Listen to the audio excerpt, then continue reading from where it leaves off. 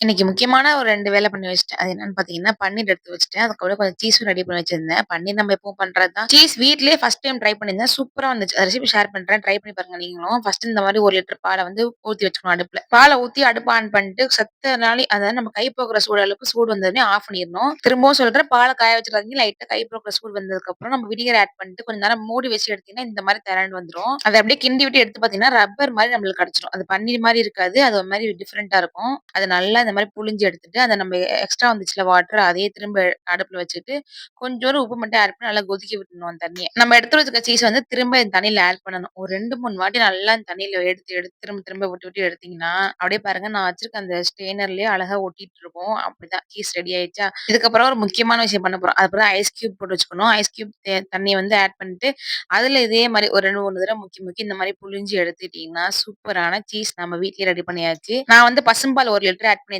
அதுக்கு வந்து இந்த அளவுக்கு சீஸ் கிடைச்சிருக்கு. அதுவே சூப்பர் தான். ஆனா நீங்க பாக்கெட் பால் இந்த ஃபுல் கிரீம் மில்க் இருக்குல்ல, அத ஆட் பண்ணீங்கன்னா இன்னுமே நெறைய கிடைக்கும். நான் ஒரு பாக்ஸ்ல போட்டு ஷேப் பண்ணிக்கிட்டேன். அப்படியே 10 நிமிஷம் ஃப்ரிட்ஜ்ல வச்சு எடுத்தீங்கன்னா, சூப்பரா ஷேப் ஆயி கிடைச்சிரும். அன்னைக்கு ஈவினிங் போல சீஸ் பால்ஸ் ரெடி பண்ணியிருந்தேன். அப்படியே பாருங்களேன் எப்படி இருக்குன்னு சொல்லிட்டு. சூப்பரா இருந்துச்சு. இனிமே சீஸும் நம்ம வீட்லயே ரெடி பண்ணிடலாம். கண்டிப்பா ட்ரை பண்ணி பாருங்க. அவ்வளோதான் நாளைக்கு பார்க்கலாம். பாய்.